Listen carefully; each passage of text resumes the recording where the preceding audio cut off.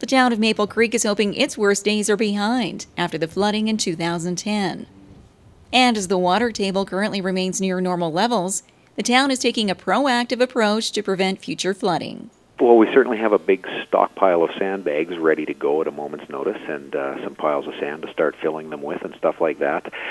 We've got a crew who's sort of ready to go at a moment's notice if we need to respond to anything. We're paying very close attention. We're watching the creek closely and sort of gauging its level on a day-to-day basis, and everything's been looking really good so far.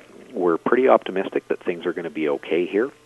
But of course, what happened last year wasn't related to snowfall per se. It was actually a heavy rainfall event, and so in that respect, that's something that we're still going to be paying close attention to as well. And we're going to be looking at some longer-term flood mitigation measures, and we've got an engineer looking at some different options for us right now. Caswell further adds the town is working on a plan to build up the low spots in the community through ongoing discussions with consultants. There's a number of different things, but there are definitely lower areas of town where it appears as though berming is probably the only realistic and affordable option.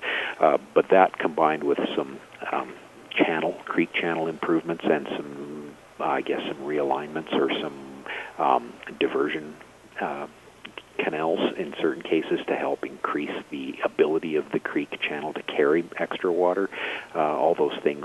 And the final solution is likely going to be a combination of all those things. Overall costs for these initial short-term steps of prevention will be cost shared by the province and the town of Maple Creek.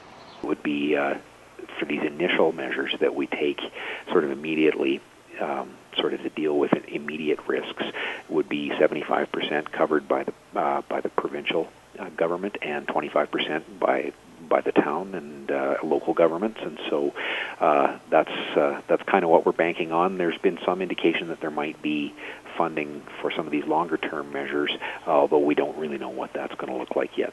And despite the accumulated snowfall in the neighboring Cypress Hills, the town of Maple Creek has not received an elevated advisory status for a flood watch at this point in time, as most of this water flow will be going into neighboring watersheds other than the town itself.